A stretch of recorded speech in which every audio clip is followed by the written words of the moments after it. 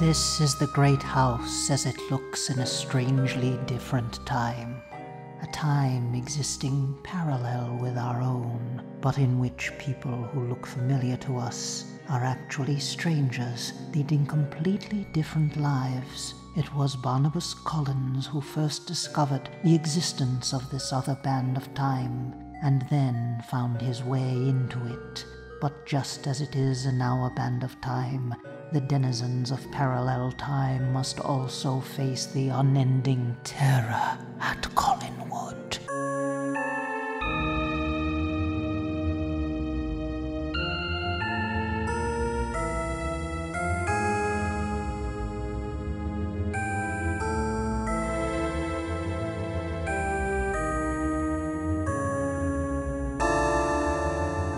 Before we pass through the mysterious doorway that leads to the strange and terrifying world of parallel time, I want to thank everyone who's been reviewing the podcast, and I really appreciate everyone who stepped up and did that. On Apple Podcasts, I saw lots of new reviews come up, some familiar names in there too. But yes, thank you for doing that. To everyone who's reviewed past, present, and future, please do make sure to rate, review, and subscribe to the podcast, and also share it. Tell your friends, people who are into Dark Shadows, let them know about this podcast. So thank you again for that. And one other thing, be sure to pick up the September issue of Scary Monsters magazine. It is the Horror Host Halloween issue, and there's an interview with Penny Dreadful. Jason Stranges interviewed me for the issue, and I talk all about horror hosting, my horror host show that I did for 10 years, but I also talk about terror at Collinwood and Dark Shadows. Scary Monsters magazine frequently features Dark Shadows topics and has for many years, and Dark Shadows has been featured on the cover quite a few times, but this one has some classic horror hosts on the cover, and thank you to Jason for interviewing me, and Don and Vicky Smeraldi, the editors of the magazine. They've been doing a great job with Scary Monsters, so thank you, and be sure to pick it up. It should be, your local book magazine stand or bookstore. Barnes & Noble carries it, or you can get it online at the Scary Monsters magazine website, mymoviemonsters.com. And now let's get on with the show. Be careful, my friend, where you tread, for I warn you now, there are spoilers ahead. Welcome to Terror at Collinwood. 'Tis I, your hostess, Danielle. Or am I Penny Dreadful? I don't remember who the heck I am anymore. This is what happens when you're 700 years old. And I have some very exciting guests with me today. This is the crossover to end all crossovers. I've been wanting to do this episode for quite a while, and I am joined today by Jule Saynes, who launched the Resident of Collinwood YouTube channel podcast in 2018. His channel content features discussions with an assortment of guests covering a variety of topics ranging from Dark Shadows storylines to character discussions to a series of videos on Dark Shadows villains. Cara Tillitz and Christen launched the Between the Shadows podcast in March of 2021. Together, these two sisters of the shadows dive into in-depth discussions about the Dark Shadows storylines and characters as they make their way through the series chronologically. Today, we're having a Dark Shadows podcast crossover specifically to discuss the 1970 parallel time storyline. Welcome to the show, everyone. Thank you. Thank you for having us. Oh my goodness, it is a pleasure having you guys here. I have a feeling this is going to be. I wish this beverage I have here is not anything. It's hemlock brew, so but I still cool. we're still gonna have a good time here. But if I pass out, you just keep going without me because you guys are pros. You've been doing this podcast thing longer than I have. All of you. Between the Shadows, you started a couple months before I did. Yeah. And Jule, you've been at it for quite a while. So I want to talk about, what inspired you to launch your podcasts. And I also want to hear about what got you into Dark Shadows in the first place. So let's start with Cara and Christen, and then we'll go over to Jule, and I want to hear all about this. I know you'll hear it from both Christen and I evenly, but we got started with Dark Shadows. Our dad introduced us when we were very small children. He was watching it live as a kid, rushing home. He was watching it live, and he continued to watch it after we were born, and it stuck with us forever. So awesome. Got to the point where it scared me at first, but the older I got, the more intrigued that we were, and the more we just couldn't stop watching. It was so interesting and intriguing and spooky, and I love it so much. Yeah. Was your dad getting the DVDs or the tapes from MPI or? Yes. Yeah. Yes. We every weekend he would have a new Dark Shadows disc from Netflix when Netflix was sending new discs, and we would watch him every weekend. Oh, that's fantastic. Very cool. Did you ever get into any of the collecting the merchandise or anything like that? Definitely. The separate collections themselves, and then finally my most prized possession, I got the coffin box set. Thing. It was like my most prized possession right now. Yeah, that coffin set, everybody loves that, and it's such a cool thing to have. So how old were you at this point? I'm 33 right now. Oh no, I meant at that time when you were watching. You just gave away your age. I can edit that if you want. Oh my gosh, we had to have been 5, 6, and 7 in the beginning when we first saw it. Oh, nice. Pretty much their entire lives. Very cool. And then what led to the podcast? The podcast, every time we got together, all we could talk about is Dark Shadows. And I'm like, eventually we've got to do something with this, because this is all we talk about when we get in the same room, and we go our separate ways, and we both continue to keep watching it. It's like we should do something with this. And then COVID came, and that was the time of podcasts. I'm like, we could do this, and it just kind of took off from there. And it's been one of the biggest things that brings me joy in life is this podcast. I love it so much. Awesome. And you guys have just a great rapport together when you're speaking, and with your sisters. So it's clear that, you have that great bond as you're discussing the show. For sure. and the same for me. During COVID, it was just like the perfect time to, when that was going on. It was like, well, I can't really go anywhere. I can't do a whole lot. And it's just, I've loved Dark Shadows my whole life. And I just felt like we had never found so much free time on our hands. And then COVID came. It's like, we got to do this. We got to do something. Right. Yeah. Oh, that's awesome. And Jule, how about you? How did you first discover Dark Shadows, and what led to your YouTube podcast? Well, I first discovered Dark Shadows when it was re-airing on the Sci-Fi Channel. And my mother had gotten me into horror in the 90s. About 1990, the first movie she ever showed me was John Carpenter's Halloween. And after that, she pretty much left me to myself. Like, it's all you. Because that's how she was. Like, it's like, I'll show you some horror things, but you can watch the rest all by yourself. Halloween is quite an introduction to the horror genre. Yeah, definitely. Yeah, it's like, thanks, Mom. But I was watching it one day. I was watching Dark Shadows, and my mom's like, what are you watching now? Because by this time, I'd watched it. Like, I literally had a crash course of horror in the 90s. And so I'd seen the Universal monsters. I'd seen pretty much, I felt like everything. And I'm like, oh, what's this? And here I seen this woman, this train. I'm like, this is interesting. I'm going to watch this. And that's what hooked me. Nice. So you got it right from the very first episode then, huh? Yeah, I don't know what possessed Sci-Fi to show it in order, but I'm glad they did. Yeah.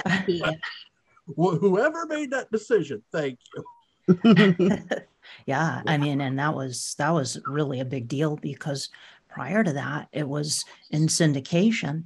It was always the first Barnabas, the release of Barnabas from the coffin. So that first, 10 months of the show was locked away, and we never thought we were going to see that, so it was amazing that Sci-Fi Channel started airing that, and of course MPI putting out the Dark Shadows, the beginning tapes later on, so we finally got to see that, and the last year of the show as well. And so Jule, what led you to start the Resident of Collinwood podcast? You talk about other things as well, but primarily it's Dark Shadows, but you touch on other things as well, so what inspired you to launch that? Really, my favorite superhero caused this, and that's the Shadow. Oh, the Shadow, yeah. Because the Shadow doesn't get talked about at all, and it's sort of gone into this. I'm not saying there aren't fans of it out there. There are. Mm-hmm. But when you think of that in Dark Shadows, you're sort of like, you don't want it to get sort of put on the back burner. And I think the biggest difference between the two primarily is the Shadow had an imitator called Batman. Batman, look, Bill Finger and Kane, they ripped off of the Shadow. And I think because that's the primary issue, that's why the Shadow went away. The Shadow at one point in time was a bigger radio, reached a lot of people, back in the day. Oh, for sure. And the pulps were amazing. So with Dark Shadows, I looked at that and I'm like, I don't want that to end up like the Shadow. So I'm like, I want to talk about it on a podcast. So I did. I just started. Yeah. I kept going and going and going. That's great, Joel. And I love that you brought that up, because that's something that frustrates me a lot sometimes with regard to Dark Shadows. Is I have friends who are really into vampire stuff and everything, and then but there's like a blank space when Dark Shadows is concerned, and they love stuff like the Anne Rice stories and novels and the True Blood and things like that. And it's like, well, you don't get Louis without Barnabas, you don't get Bill Compton without Barnabas, all of the Vampire Diaries, all of that Dark Shadows is such an instrumental part of that, so I get that desire on your part to want to keep that in the zeitgeist, keep that people aware of that, for sure.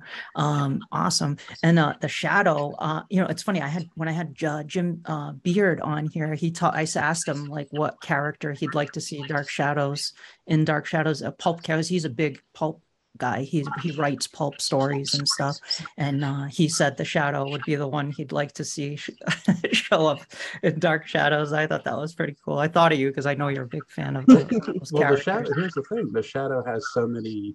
Most people think the Shadow's Lamont Cranston, but he's not. If you read the pulps, he's Ken Allard, and he doesn't. The Shadow has no real face. That's sort of what gets revealed in the Black Master, that when the Black Master takes off the hat, the man of so many faces has none of his own. And that's always been the intrigue. He can literally be anybody at any given point. He could be standing next to you. You wouldn't know it. Yeah. Oh, awesome. So are you gonna do a Shadow podcast at some point? No, there's a gentleman who Razor Fist, who does the Shadow Cast, and I listen to his Shadowcast religiously. So okay, all right, awesome, very cool, guys. Well, thank you for sharing your Dark Shadow story with me. We have a lot to cover today, because we're going to be talking about 1970 parallel time, which is such a awesome, just crazy storyline, and Dan Curtis was a madman just to come up with just this parallel universe idea for Dark Shadows, which of course, existed prior to Dark Shadows. There's the famous Star Trek episode, Mirror, Mirror. And then we had there were quite a few stories that predate that. Sidewise in Time is an early example from the pulps, short Astounding Stories, I think it came from, and there were quite a few others. The Twilight Zone episode, I believe, the Parallel.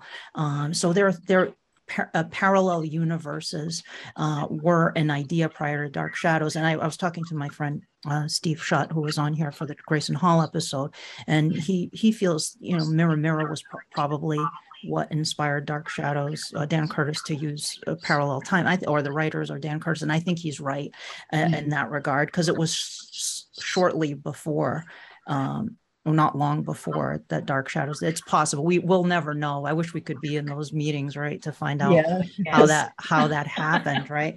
But this parallel time, 1970 parallel time storyline, as is often the case with Dark Shadows, it weaves in all these different other existing stories, right? So we have, in addition to the idea of this parallel universe existing, we have two big stories going on. We have the Rebecca storyline, the Daphne du Maurier story, and then we also have the Strange Case of Dr. Jekyll and Mr. Hyde, Robert Louis Stevenson, and then there are a few other things woven in there. We have like an Agatha Christie murder mystery happening. The movie Laura is kind of in there. I also think there's a dash of Lovecraft's The Case of Charles Dexter Ward. With the lookalike, like coming back, the ancestor. Well, in that, it's the guy brings his ancestor back to life, and he looks exactly like him, and he kills him and takes his place. So there's some of that going on with the Alexis Angelique thing. So there's some really interesting things going on here. Maybe a little Ligeia, I don't know. But what did, I guess, before we kind of just break down the storyline a little bit, what did you all think of 1970 parallel time? I guess a kind of a divisive storyline, for some fans, like it, dislike it. What are your thoughts? I couldn't stop watching. I loved this era of Dark Shadows. It came in a time where we were kind of disappointed because Barnabas once again was a vampire. And we had to deal with that. We had to deal with his heartbreak, because I think this time around, Barnabas was a more reluctant vampire than he was when he came on the show, because he had a taste of being a real man again. And he used parallel time to try to escape his curse, because he found the book about Barnabas, about his ancestor, but his life, and saw it as a possible escape. And when he got there, he was almost immediately captured and realized that he had made a mistake. But I just couldn't stop watching, even though Barnabas wasn't even in it for like the first half. I just couldn't stop watching. It was so intriguing, so interesting. And I love the idea of parallel time. I love the idea of thinking that there's another me out there who's making different decisions and stuff. So I loved it. I would have to say, like, I have to say this because I am so into Twin Peaks and David Lynch. I'm so into him. And this parallel time, and it's like Dan Curtis just scratched the surface of this ether almost world, like the parallel time. And the 1970, it's not like we were going back into the past. It was present day and present time, but just a different life. For the first time, I think we came across that. And that was really interesting. It was still all modern and present day, just a different parallel universe. And it was so, like you said, I couldn't put it down. I couldn't turn it off. It was so intriguing, very intriguing.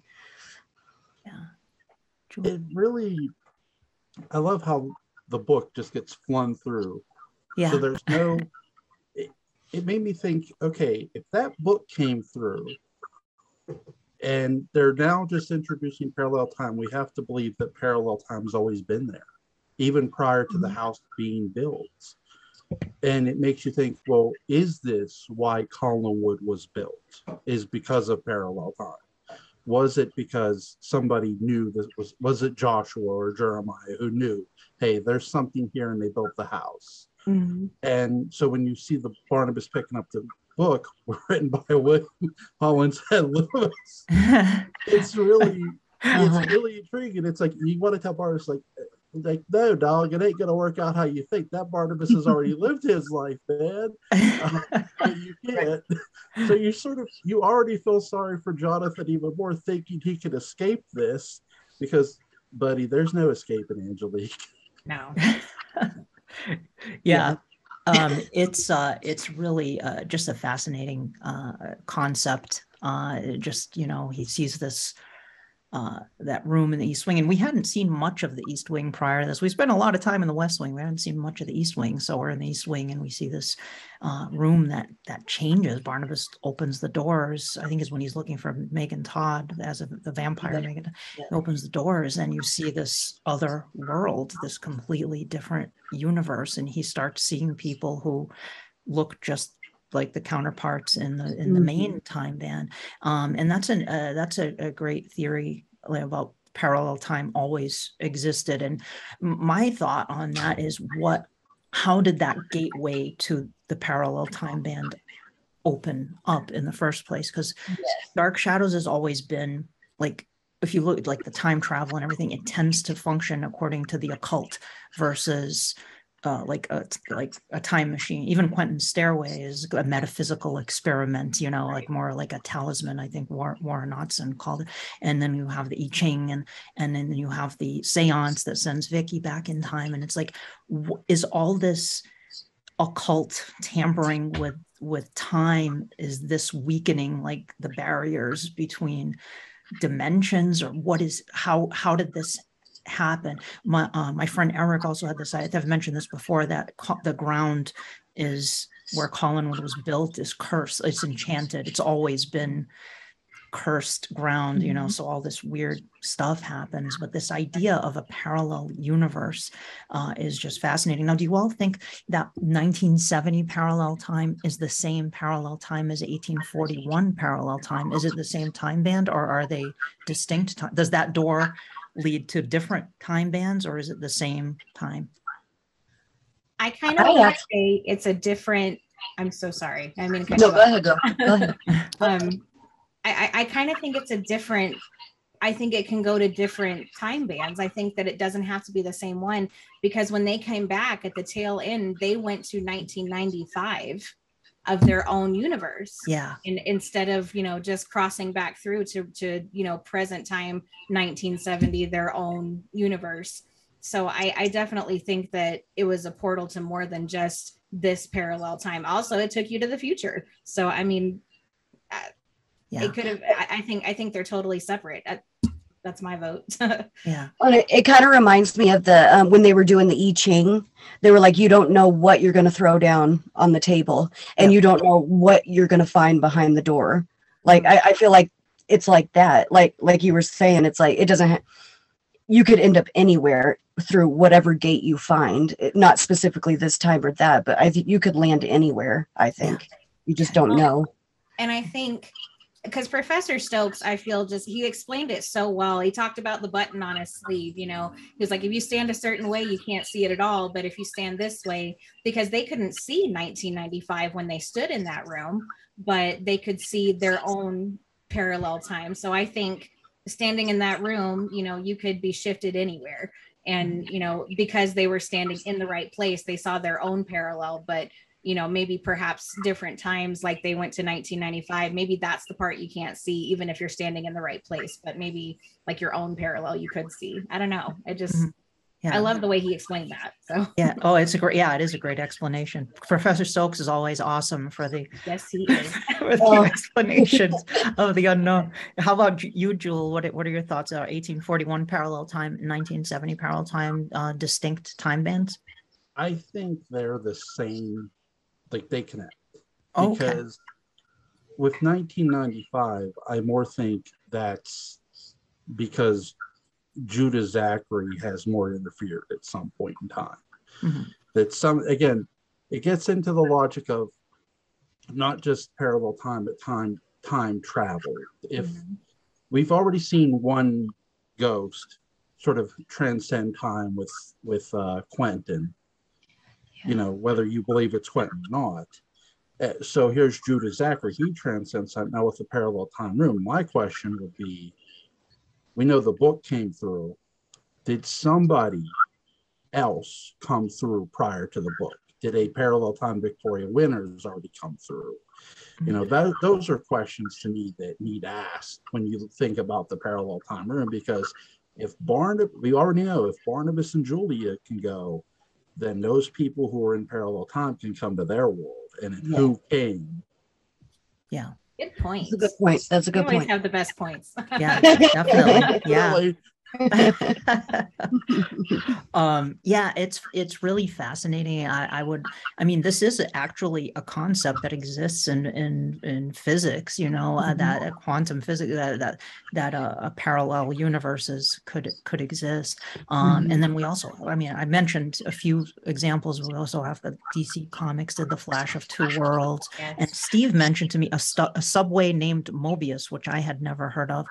So with Dark Shadows, though, I always feel like there has to be some paranormal element to it for it works best. It's less sci-fi and more something paranormal that manifested to cause this to take place. I think it legit is a parallel universe, but what caused that to exist? And that's what Dark Shadows, they leave you like those questions like that you will fill in the blanks, like what did this? But so Barnabas goes into this dimension, and the way I'm going to do it this time for these storyline discussions can get pretty dense. So I'm going to just read.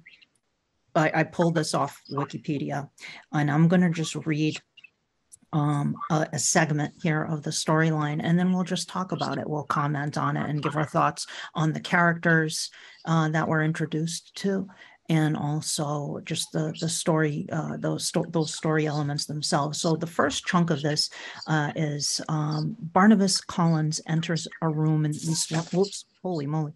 But I've entered parallel time. Barnabas Collins enters a room in the East Wing and finds himself in a parallel universe of 1970. Speaking of, by the way, I love the Ode to Angelique theme. Isn't that an amazing theme song? I feel like that theme doesn't get enough credit when people always think of Quentin's theme, which I love too, and Josette's Music Box also love it. But that Ode to Angelique is such a beautiful theme, and and you first hear it, it's that tinkly music, like, and I just remember the first time I saw that when I must have been in my teens. I was in my teens at that point, and I just remember being like just totally transfixed, like, wow, this is crazy. Like, what is going on? What's going to happen? You know, like I had read some summary in Catherine Lee Scott's book, but I wasn't, you know, the finer details of that. It was just became this really, you know, something that really pulled me in. Quentin Collins is the master of Collinwood, and his wife, Angelique Stokes, has recently died. Quentin has just married Maggie Evans, whom most of the Collins family disapprove of. William H. Loomis, the alternate version of Willie Loomis, is a struggling writer living in the old house on the Collinwood grounds and is married to Carolyn. William soon learns of Barnabas's secret of being a vampire and imprisons him in his own coffin in the basement of the old house for several weeks. During this, Alexis Stokes, Angelique's sister, arrives at Collinwood. Alexis is terrified when the piano in Angelique's room starts playing by itself. She's convinced that her sister is still at Collinwood in spirit. During an excursion to Angelique's grave, her body is found to be perfectly preserved in her coffin, despite being dead 6 months. Alexis goes to Angelique's coffin. When she touches the body, Angelique awakens and switches places with Alexis. Quentin has Angelique's coffin cremated, not knowing that it now contains the real Alexis. Angelique, determined to find the person responsible for her death, poses as her twin sister. During this, Barnabas is freed from his coffin and turns the tables on William, making him his daytime protector / slave. As the real 1970 time, Barnabas soon discovers that Alexis is really Angelique. So that's a lot. And there's a lot more that happens here. We meet all of these parallel versions. We meet Quentin, Angelique was once the mistress of Collinwood. Her huge portrait is there in the center of her room, dominating the room, and she just dominates the entire house. Even though she's dead, everybody was obsessed with Angelique. It seemed everybody, and particularly Hoffman, who was the Mrs. Danvers character played by Grayson Hall, who's, you know, just, and I read an interesting essay years ago by I mentioned him earlier, Warren Ottson, and his theory, he had a really wild theory that parallel time was actually like a Judah Zachary's construct. It was like, I don't agree with that it was like, he called it para-hell time, and it was Barnabas was trapped, and it was a cool idea, but but one thing he pointed out that I definitely agree with, if you look at it, parallel time, there are so many inversions of what we saw in the main time band. It's like an opposite mirror effect. Like we have, instead of freeing Barnabas from his coffin, Willie chains Barnabas in his coffin in parallel time. Instead of being, obsessed and in love with Barnabas, Hoffman seems to be in love, or it's implied, in love with Angelique, and obsessed, fixated on Angelique. Angelique is the mistress of Collinwood.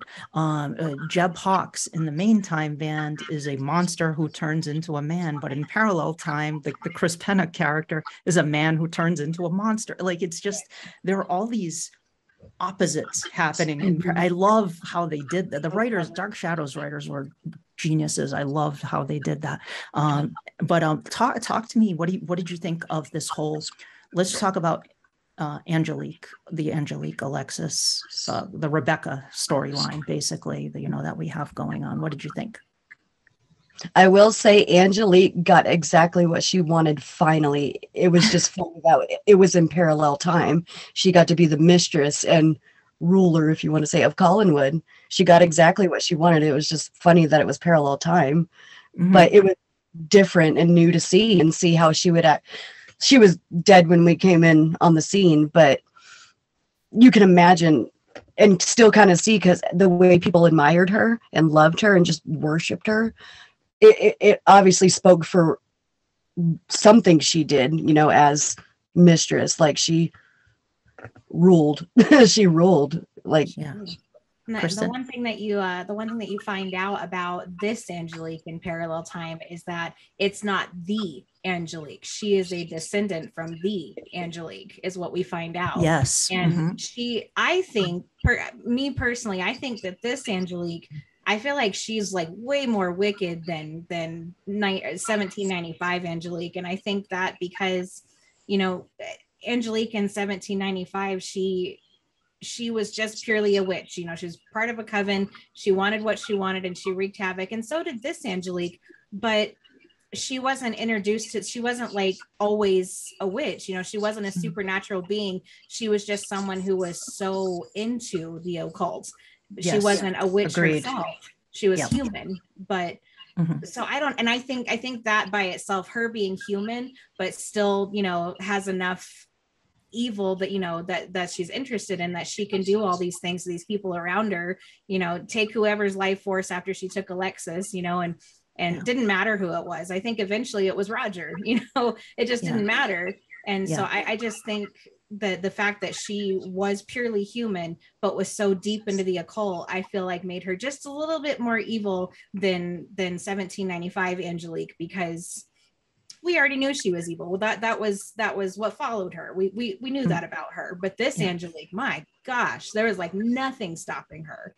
So she shocked me again. It was nice to see Lara Parker play a nice girl for once. Yes, I agreed. Yeah. Once we realized she was Alexis.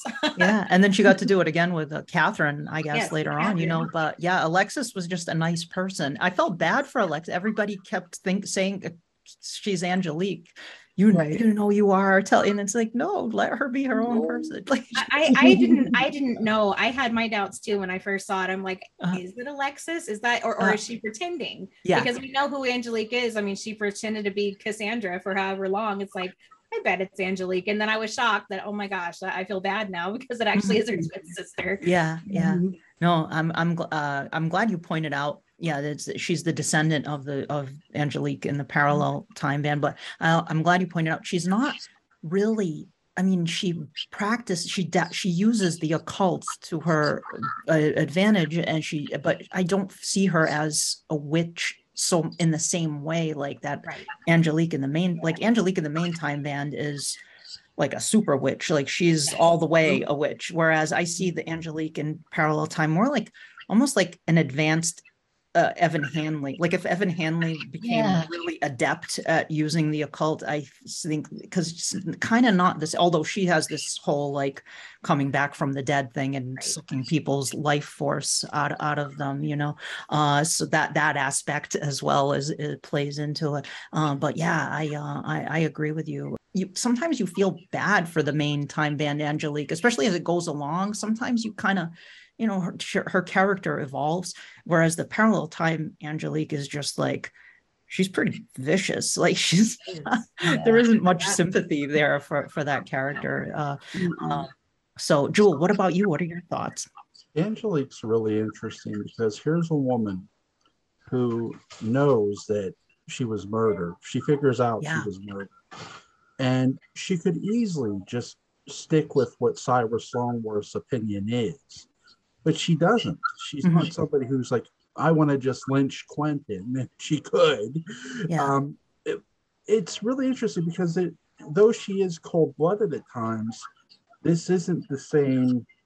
If this were our Angelique, everybody would be 86th in like 10 seconds. Yeah. But, yep. You know, she would like forget the investigation, just everyone's going. But like doesn't do that. And I think that's really just great acting by Laura Parker, not just playing Angelique, but playing Alexis. And you know, here's this. I think what she didn't realize was though she flirted with these men, she didn't realize how much they were in love with her, because they were so much in love with her that they could not stand her being with another man, even though that other man is related to them. Right. Yeah. Right. Good point. Yeah, for sure. And I mean, to the point where, you know, Bruno is the one who wrote the song, the Ode to Angelique. And then you have this whole thing with Roger. What about the murder mystery? Did you know?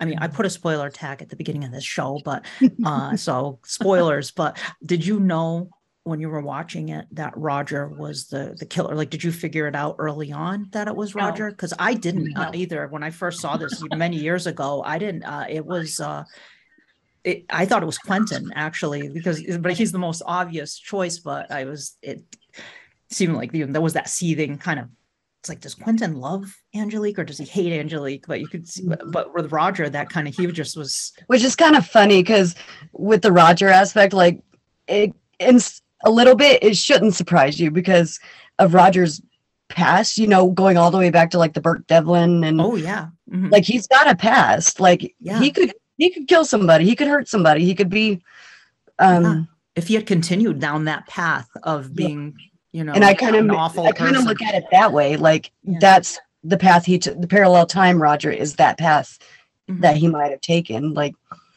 but I did not figure it out. I didn't think it was Roger. I didn't. I think Roger's mostly is one of the most unchanged characters from parallel time. He kind of is the same, you know, as he is in regular time too. I suspected Bruno. You know, Bruno. Yeah, okay, he was a lover too, so much that he wrote a song for her, you know, and I just I think maybe, I don't know, I suspected Bruno too, but I did suspect Quentin too. I'm like, I bet she just drove him nuts, you know, and but not Roger. I didn't expect Roger. But. What about you, Jule? They need to take David Selby to the Overlook Hotel, give him an axe, and have him chop through a door. But instead of saying, here's Johnny, here's Quentin, because this is the OG Jack Torrance to me. I mean, he does really, when you think about Quentin in parallel time, he hates the woman who's dead. He hated Angelique. Yeah. He doesn't, I should say, he makes it easy for you to believe he murdered her long before he's ever suspected. Yeah. Because he's always drinking, he's talking to ghosts. This literally is what Jack Torrance is going to go on to do in The Shining in every way. Yeah. But now, to be fair, did he murder Angelique? No. But did he easily make himself a suspect? Yes. Yes, he did. Yeah, for sure. Quentin in parallel time is he's kind of a jerk. Like he's just really turbulent. Like I love Quentin in the main time. Quentin in the main time band was a jerk too, but he was charming. He was a rogue, you know, but this Quentin is not really charming so much as he's like you know, volatile. He has like a temper, you know. Yeah. Poor Maggie, for no apparent reason, she'll say something and he'll flip out. Yeah, it's like, Yeah. relax, Quentin. Where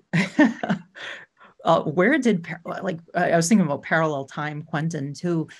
Like, it's like, well, it kind of, he must be a descendant of Quentin, like 1897 parallel time Quentin, maybe his son, like he had a son and a daughter, maybe the son, he was never cursed as a werewolf or whatever, and maybe the son survived, and this must be his descendant, I would assume, right? I would think so, yeah. Yeah. Yeah. Okay. So we have this whole thing happening. Angelique is Alexis shows up at the house. What about the William and Carolyn Loomis, that whole Tennessee Williams thing? What about them as a couple, and the whole thing with Barnabas being locked, chained in the coffin? Thoughts on that? You're welcome, Anne Rice. I was going to say, I mean, she was a big Dark Shadows fan, and I guarantee that inspired her to write an Interview with a Vampire. Guarantee, because she's, well, the late Anne Rice, she used to talk about being a Dark Shadows fan. She was pretty open about that. So, hey, maybe that storyline kind of stuck in the back of her head, you know? I really wish Barnabas would have left William actually write his life and not turned him right away. And then slowly, because really by the time Barnabas gets out of the coffin, so many things have transpired in 1970 parallel time. A lot of bad things have transpired. Maggie has left the house, and rightfully so.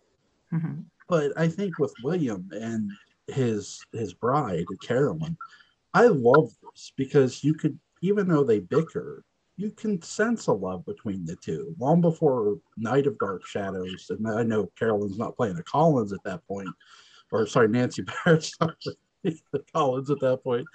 But with this, she is, but she's married to William Loomis. I love them as a couple. I really do. You said Nancy Barrett does a good job when Will jumps, when Will dies. Nancy sells her butt off. Oh yeah. Oh, it's heartbreaking. Yeah. Absolutely. I'll always say it about Dark Shadows. The actors, the quality of those actors, then I believed anything they said and did. Like, it was so believable and so good. I can never get over it. It was so good. Agreed. The chemistry between these two, it's not chemistry you would expect Carolyn and Willie to have, you know, because the Willie that we know is kind of, you know, started off as kind of a dirtbag, you know, and creepy and very cringy, and, you know, Carolyn held a gun to his face. and in this parallel time, you know, they're married, and they bicker, you know, like married people do, and you know, you're not sure if they're really happy, but then there are moments where you're like, yeah, that's their ride or die right there. And they sold it. Those actors sold it so well. It's like, I don't know. I did like them as a couple too. It's just not one that I expected. And I was pleasantly surprised by them. Yeah. And I think the writers and Dan Curtis must have been too, because after this, you start seeing John Carlin and Nancy Barrett paired up in 1840 and then 1841 parallel time as well. They must have, you know, seen that chemistry happening there for sure. Real quick with Roger and Liz, Elizabeth is here too. Another kind of thing that's opposite to the main time band is that here Roger and Elizabeth are the poor relations, you know. They're kind of like, Quentin gives them a kind of an allowance, you know, as opposed to being like, you know, they're kind of in charge of Collinwood in the main time band. And here we don't have David, we have Daniel Collins, Quentin's son Daniel, which is interesting. And then we also have Chris Jennings. Chris Jennings is Chris Collins. As we found out in the main time band, he is a Collins. Here, Chris and Amy are legit Collinses. And it's such a shame that Don Briscoe left the show partway through Parallel Time pretty early on and had to be replaced by Ken McEwen, who then was Larry Chase. And he did an acceptable job playing that Larry Chase. He was fine, but I would have liked to have seen Don Briscoe continue on with the show. It's sad that he left. I think Amy stayed on a little longer, Denise Nickerson, but yes. Yeah. So, okay. So we have this happening. Barnabas is chained up in the coffin. We have this Rebecca storyline happening where everyone is obsessed with the dead Angelique. Her twin sister comes back. She is replaced. She goes to Angelique's grave. She's replaced by the real Angelique. Everyone thinks, burns the coffin. They have no idea. Eventually, of course, Hoffman is suspicious and, figures it as she knows her better than anyone. Grayson Hall was so good as Hoffman. What another just fascinating, like in the main time band, she's a doctor. Julia Hoffman's a doctor. She's a brilliant scientist, morally ambiguous at times. But at first, when we meet Julia in the main time band, she's more morally ambiguous because she's obsessed with, she's found this undead creature and she then falls in love with him. But she, we love Julia Hoffman, but this Julia is cold and not a nice person at all. Really nasty to Maggie too, like really nasty. What did you all think of Hoffman? She is very frigid. Oh yeah. Very frigid. But a damn good housekeeper, she ran the house with an iron fist, and and it's so different from Dr. Hoffman that we know and love, and the only person she showed any kind of emotion to was Angelique. Like anybody else, it was very business-like, very transactional. But with Angelique, we see the heart of Julia Hoffman in Parallel Time, But I think that's the only place we see it. Like I think Julia Hoffman as a human, period, no matter what time band we might be playing in and looking at, Julia, no matter what, she is drawn to bizarre stuff. Yeah. Like it was Barnabas, and then she worshipped Angelique. Like I think at that point, at least with Julia, she's just drawn to bizarre no matter what. Like, and she'll go that far to supporting Barnabas the way she did, like keeping all those secrets, trying to cure him, hiding her own identity from his family. And then pretty much I see the same thing with Angelique. It's just, it was crazy. That's the one thing that remained, I feel like, the same with Julia, no matter where she went. So what about you, Jule? She's you see other characters like this too, like Aristide, or Aristide's loyalty to Patofe is just extreme. Yeah. And that's Julia in Parallel Time, Julia Hoffman, or as they just call her Hoffman at times. Yeah. Her loyalty to Angelique is to the extreme. I mean, she would kill for this woman, and almost does. Yeah. Yeah. She, you'll see characters like this in other franchises where they're so loyal to the cause or so loyal to one specific character, nothing else matters. Sure, they do other things, like their job, like she does her job, sure, but she does it because she knows she has to maintain to be in this place where the person she cared for most is or was. Yeah. Fantastic. Yeah. It's she's I don't know if you've seen the film adaptation of Rebecca, the Alfred Hitchcock film from 1940. It's a great film if you haven't seen it, but Judith Anderson plays Mrs. Danvers in that. She's scary as hell. She is just really terrifying in that. Just great performance. But Grayson Hall measures up pretty well in that role to Judith Anderson, I think. Excellent points there. Now, moving on here so we've covered some of this Rebecca storyline, but we also concurrently have the Dr. Jekyll and Mr. Hyde storyline happening, which is was another big part of this. So I'm going to just read the summary here, and then we'll just dive into this. Meanwhile, Cyrus Longworth, a scientist friend of Quentin, is conducting experiments that will separate the good and evil in people. He drinks the formula that he has been working on, which causes him to transform into a dark-haired, mustachioed, evil being who names himself John Yeager. In his Yeager persona, he terrorizes several of the inhabitants of Collinsport, including his assistant, Sabrina. Yeager later kidnaps Maggie Evans and keeps her captive in the basement of an old farmhouse. Cyrus, feeling badly about what he has done, tells Barnabas where Maggie is, then prepares to kill himself. However, he changes back into Yeager. Yeager goes to Maggie and prepares to kill her. Barnabas saves Maggie and kills Yeager. As he dies, he changes back to Cyrus. But did his fake nose survive? Just interrupting here with a couple of additional thoughts. Another parallel time reversal that we see happening here is, ooh, there's a thunderstorm happening right now. How appropriate. I don't know if that's being picked up. Another reversal that we see happening here is the fact that Barnabas is rescuing Maggie from the monster who's holding her prisoner. An interesting reversal here, because in the main time band, Barnabas was the monster who was holding Maggie prisoner. Now there's a reversal here happening. And just additional thoughts on Maggie. We didn't really get into talking about Maggie Collins, who is the analog for the second Mrs. De Winter in Rebecca. And Maggie is really an admirable character in this storyline. Often Catherine Lee Scott ended up playing the victim role, but she had moxie just like our Maggie Evans did. And in this time band, Maggie has a sister, Jennifer Evans, who we never get to meet. I really felt for the parallel time version of Maggie because everyone is so cruel to her, especially Roger and Hoffman.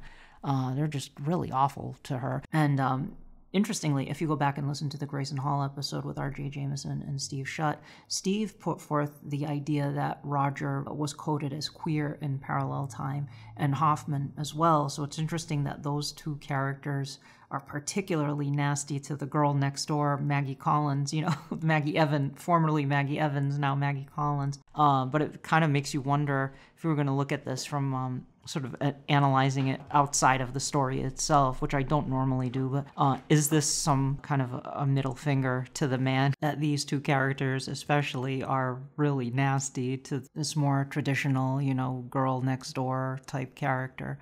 I don't know, just a thought. I could definitely picture the Dark Shadows writers doing something like that. Anyway, just back to Maggie Collins. Everyone is so mean to her, not only Roger and Hoffman, but Quentin too. Quentin is really, as I mentioned earlier in the podcast, Quentin is very nasty to Maggie at times. And then, of course, Angelique when she shows up on the scene. So she's definitely really the center of a lot of persecution that's happening in this time band. But another great performance there by Catherine Lee Scott as Maggie Collins. Thoughts on Cyrus and Yeager? One of the best Jekyll and Hydes you'll ever see. Without this, to me, Christopher Pennock is, to me, one of his best performances as a character. I love Jeb, but this character just, I love to death, because the complexity of a scientist who is trapped in his own body, who doesn't really appreciate himself really in every way. He gets that he's called upon many times and the responsibility of that, but he wants more, and that greed of wanting more is what causes him to really do this experiment, in my view. Him wanting some sort of more power that he it wasn't enough. What he had was never enough. And you see characters like this on Dark Shadows that just don't have enough. But to this extent was really interesting to me. Like him killing women, him having this weapon. This to me is the best. Again, Jekyll and Hyde without actually copying and pasting Jekyll and Hyde, because I had seen so many Jekyll and Hydes by this point. When you see Christopher, he does not do it like a Jekyll and Hyde. I love the name he comes up and he's writing the guy checks. He's writing the guy checks, and it's like, really, dude, you're giving the guy a bank account? Like, holy cow. Like, sorry, go ahead. I'm sorry. Well, it's kind of like you were saying, Jule, like off of, like we've seen people, you know, down and out and wanting more, always wanting more. But like, even like between Cyrus and I would even say Julia and Lang, Dr. Lang, like it having that much power, like scientifically, like it's like a God complex, like, and they just have to go there, especially like with Cyrus, like he was like, I'm going all the way, like kind of like selling your soul to science, you know, like, and John Yeager, I will say he scared me. He scared me. And he's scary. He got to play, so like you said with Jeb, it was a great character. He did it so well, but he got to play a lot, constantly going back and forth with Yeager and Cyrus. It was great. I loved it. He got to play and good and evil, like right in front of you, and it was crazy how he switched it up. I loved it. I agree, definitely. And I love Cyrus. Cyrus, I like you, Jule. Cyrus Longworth, John Yeager is my favorite Christopher Pinnock characters. And Cyrus, because he's such a good man. He's so smart and he's shy. You know, he's even shy about asking the woman he loves, who is his assistant, you know, the only woman probably he spends any time with. And, you know, is even shy about asking her to marry him, you know, and, you know, he just leaves the ring for her to find, you know, and hopes she gets it, you know, and then you have John Yeager, who at first I'm like, well, but why is he evil? He's kind of like a Willie Loomis causing trouble. But then, you know, as I go back and I watch it more, it's like, whoa, you know, there's a point where he's beating the crap out of Buffy and he's, you know, doing other things that were implied to Buffy. It just shocked me. And I'm like, the fact that he went back and forth so easily, you know, and he's Cyrus, he was so good, but he was like, why do I want to do this? He was like, because it fascinates me. That's why he was so close with Angelique, because evil fascinated him. And being a man of science, he could go there. So he did, you know, he needed the number of the chemist that Angelique had because he was just so consumed by it. And he was like, why do I keep doing this? And the, you know, the voiceover was like, because I want to. And that summed it up perfectly. But yeah, I loved this part of Parallel Time. I loved Cyrus Longworth and John Yeager. I thought it was fantastic. I loved it. Yeah, excellent. Yeah, Chris Pennock was the perfect choice to play that dual roles of Cyrus and John Yeager. And you made some excellent points there with regard to Cyrus being drawn to Angelique because he's fascinated by evil. And a lot of, you know, times people think of Dr. Jekyll and Mr. Hyde, you know, Jekyll's the good one and Hyde's the bad one. And that's not the case. Jekyll is both.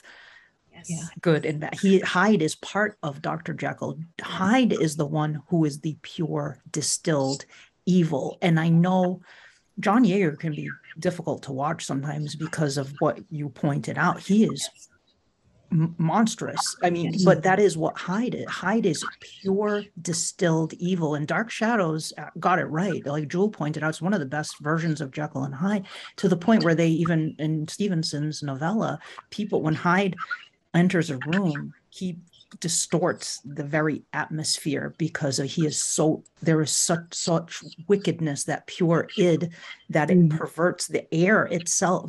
There's a feeling of evil, and a couple of the characters in Dark Shadows mentioned that, like, I never felt this before, this feeling of evil, and he had this wild quality to him, just very, you know, Pennock was very good at playing that crazy, you know, and he just got skeevier and nastier as he went along. It was really kind of gross, but it was so fun watching Jekyll and Hyde on Dark Shadows, you know, like, so I loved Cyrus, you know, especially at first, but then Cyrus starts to really enjoy just like Jekyll and Hyde. He starts to enjoy escaping into Jaeger. But I love those scenes where he just starts spontaneously turning into Jaeger, like he's in the right, in Collinwood in the drawing room, and then you see his hand and you see the hair on the back of his hand, and then it cuts it. He's like there with the mustache and everything. It's like, oh, it's great.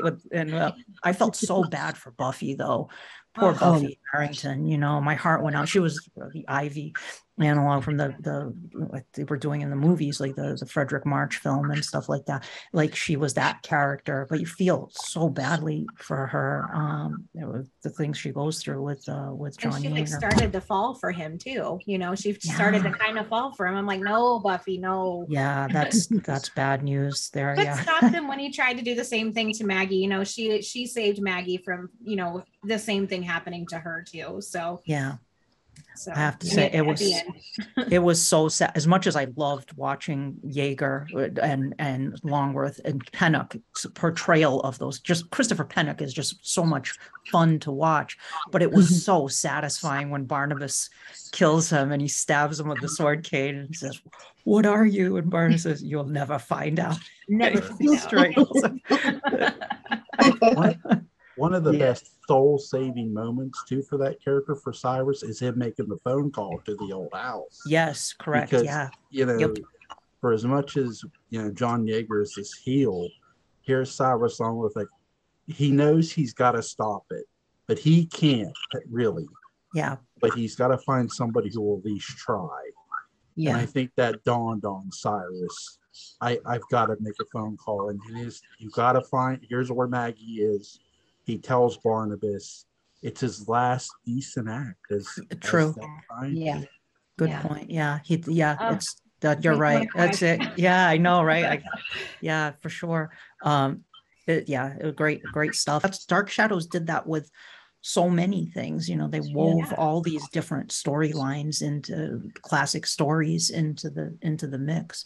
Well, and that's the fun part of it. Like the different writers taking their different aspects on the classic Jekyll and Hyde and the Portrait of Dorian Gray, and that's the fun part. Like all these different writers getting to see each different aspect and how they do it. And Dan Curtis, he even said it himself. He was like, I ran out of stuff. He was like, I don't know what else to do, which was awesome. Like he touched almost everything you could think of, and his portrayal of it was great, really great. Like definitely. And the actors that did it for him. Yeah. So good. And I love, you mentioned the writers. One writer that came back to the show was Joe Caldwell. He's the last surviving Dark Shadows writer that I'm aware of. Joe Caldwell, he wrote some of the great Barnabas episodes early on, and then he came back for Parallel Time. And there's the episode where Barnabas gets released where there's only a kinescope that survives of it, but it's Barnabas, and it feels like an early Barnabas episode. It's where he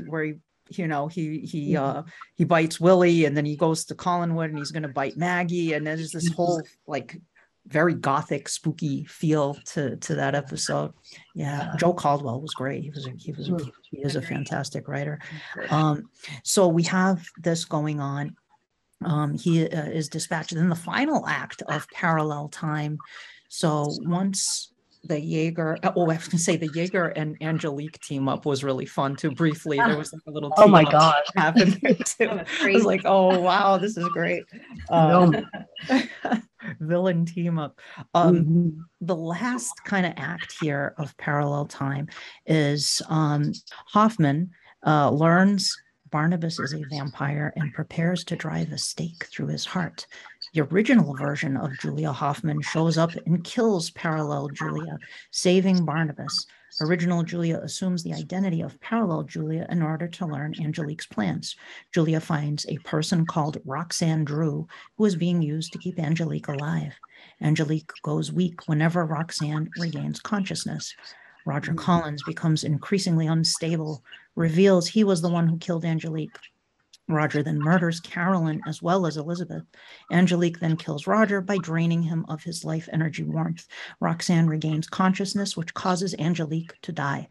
Timothy Stokes, Angelique's stepfather, sets fire to Collinwood to avenge Angelique's death and commits suicide by allowing the flames to consume him. Quentin and Maggie manage to escape the burning Collinwood, but Roxanne is trapped inside the house while Barnabas and Julia are trapped in the parallel time room. It sends them back to the future of their own timeline. So that's where parallel time wraps up. Now, a lot is happening here.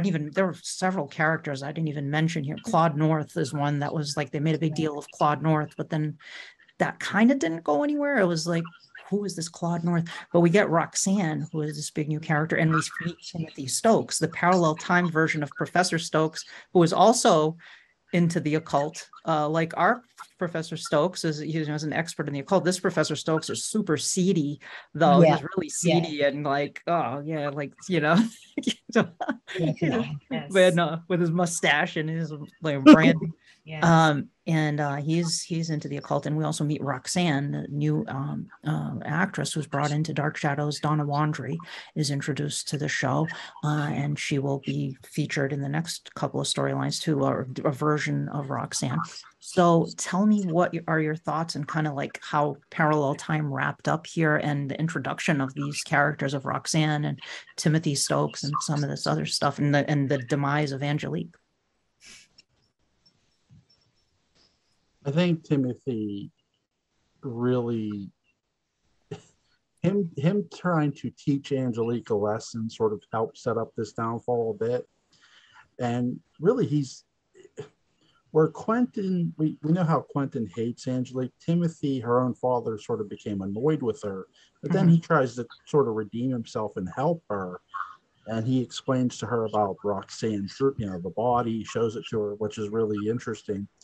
You have this Sleeping Beauty type character who's laying there, which is really cool. And I love how when we see Barnabas and Julia in the room, he touches her and her eyes open. It's one of the most, it sort of gives you a goosebump feel moment, like, oh wow, that's really cool. And it made you sort of think right away, well, there's going to be something here between Barnabas and Roxanne. There's going to be a love angle. At least that was, my interpretation of it, which was interesting to me. Would have been really cool to see. We sort of somewhat get that, but not completely, because Stokes is not happy he's not happy with Barnabas at all. He stole the body. He's gonna does the question mark of does Roxanne die in parallel time is one of the best unanswered questions in my view. Real quick, I'm sorry to just, I have to go, but I want to thank you for having me on. But it's my pleasure, Jule. Thank you for taking the time to join us, and you had some great insights. So thank you very much. I appreciate it. Thank you for your time. Bye, Jule. Bye. Take care. Bye, Jule. But now that he's gone, kind of off of what he was saying, he took the words out of my mouth. It was like this Sleeping Beauty aspect to Roxanne, and kind of going back to like Timothy and Angelique's relationship. Like when Alexis first came on and was talking to somebody, I can't remember. She was explaining that it was to Quentin that she was like, no, I don't want to see my father. We've been estranged for this long. He's favored Angelique and we just kind of grew apart. At that moment when you're watching it, you're like, that totally sounds like an Angelique excuse to get him to believe that she's really Alexis and not Angelique. But it was kind of, you kind of get that background with Angelique. It's like, well, if she's into the occult or a witch or whatever, it's like her father was like kind of like her teacher, kind of led her into that and kind of, introduced her to that, and kind of gave us a background or an excuse or a reasoning to understand why Angelique was who she was. I kind of liked seeing that. So yeah, agreed. Yeah. What about you, Christen? I like the way that, well, I mean, they left the, like so many of the other sagas got wrapped up, like it was completely wrapped up. But I feel like Parallel Time left us on such a cliffhanger, like with Roxanne, like we, you know, Professor Stokes in Parallel Time, he died in the fire. That was how he wanted to go. But before he did that, he murdered Claude North because Claude North didn't want to give Roxanne back because that storyline is so like obscured, and it's very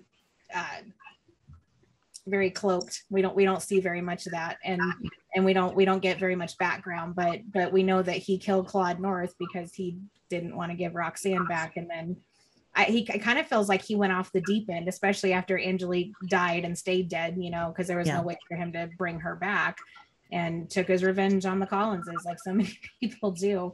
But then we don't know what happens to Maggie and Quentin, because all of a sudden they're in 1995 and the room has been destroyed, and how are they going to get back to their own time? And it's just, it's crazy. I mean, I like the way they left it on a cliffhanger, but they immediately just threw us into the Gerard and Daphne era, you know? Yeah, it was just, yep. They just kind of like, we're done here. Let's go. Yeah, exactly. And I know it being like two different time bands technically, but like, when Timothy burnt down Collinwood and everything, and then this next moment you pretty much see Barnabas and Julia in the 95 with the totally shabby Collinwood, I couldn't help it, but it's like, what happened? Like, did something like that happen? We just skipped, you know, ahead 20 something years, but what happened? What was the mirror action of that in their time band? Like, it has always got me wondering, and I still wonder. As like, I wish we could have seen just that little piece of what happened, because just to kind of give us closure on that. And Dark Shadows kind of notorious for that, with just kind of leaving things like up to interpretation. It would have been nice to have a little closure on some of those things, but it's like, well, let's kill all these characters and move on to the next thing. But one thing I was going to ask is about Roxanne. Like, what were your thoughts on that character?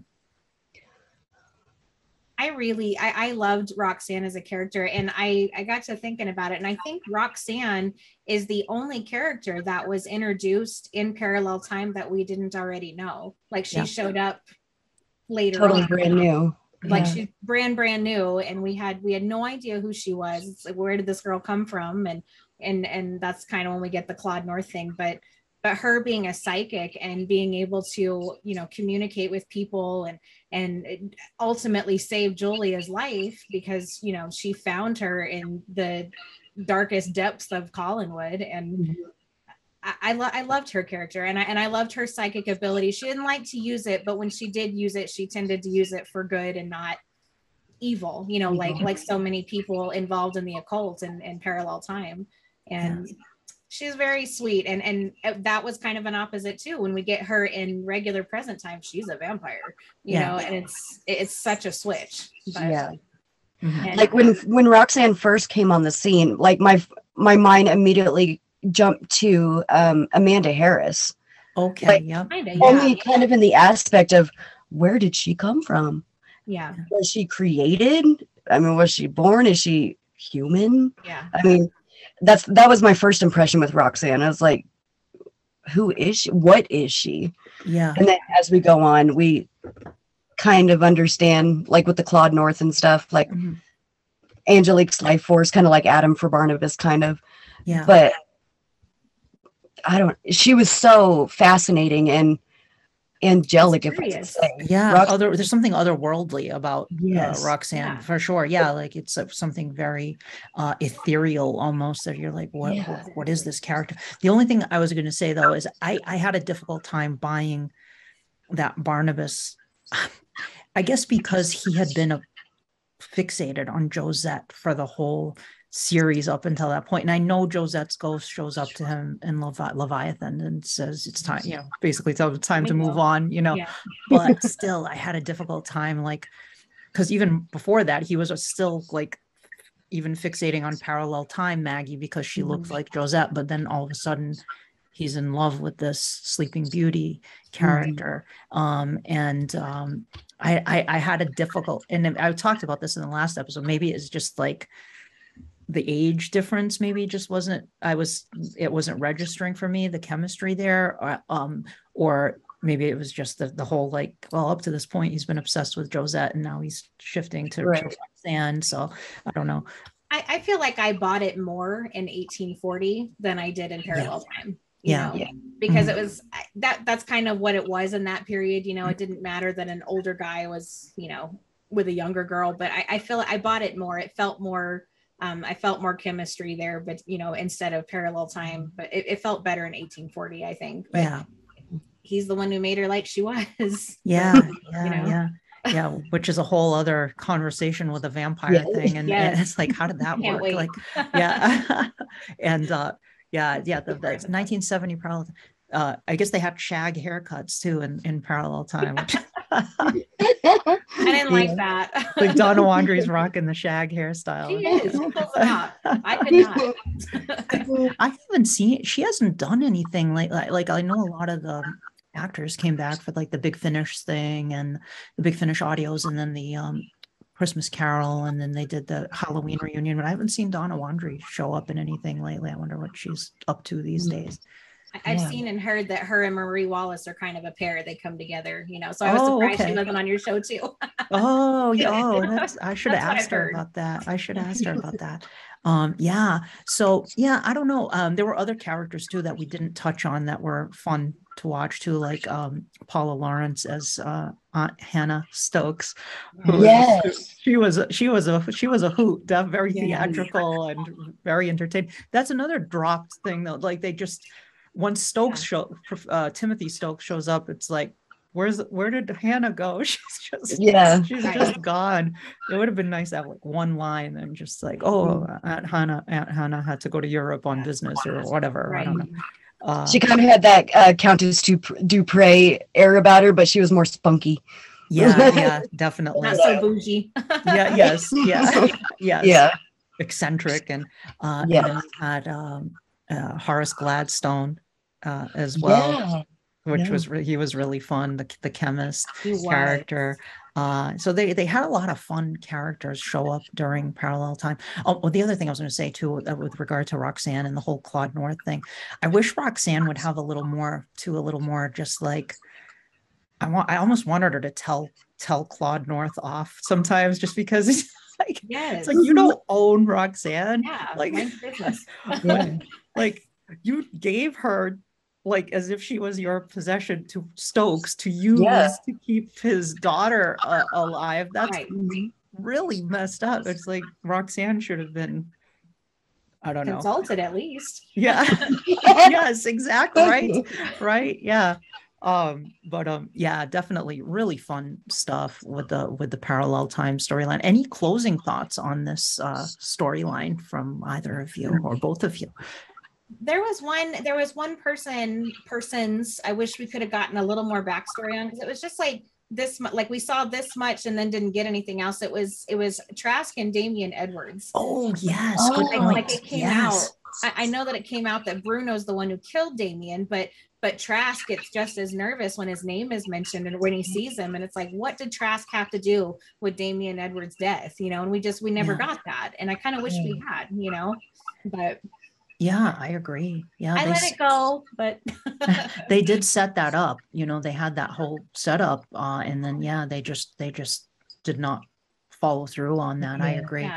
It was fun to see Jerry Lacey play a butler at Trask the butler. That was such a fun.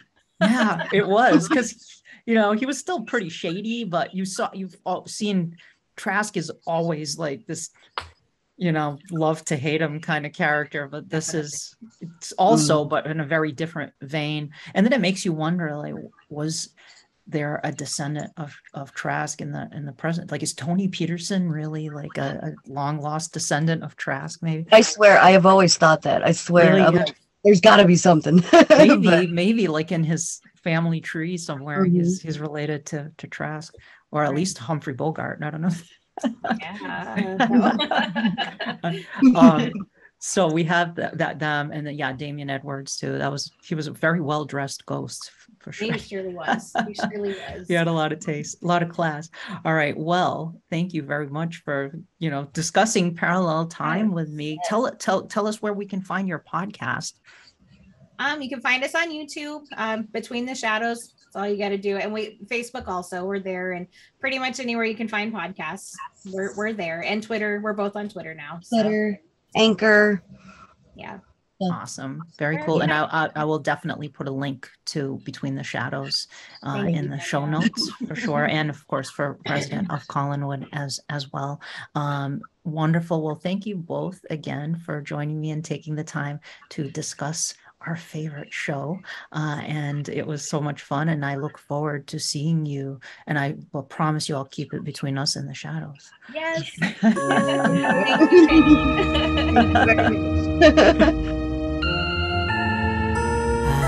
for as long as they lived, the dark shadows never truly vanished, for there will always be terror at Collinwood. Terror at Collinwood is a Penny Dreadful production.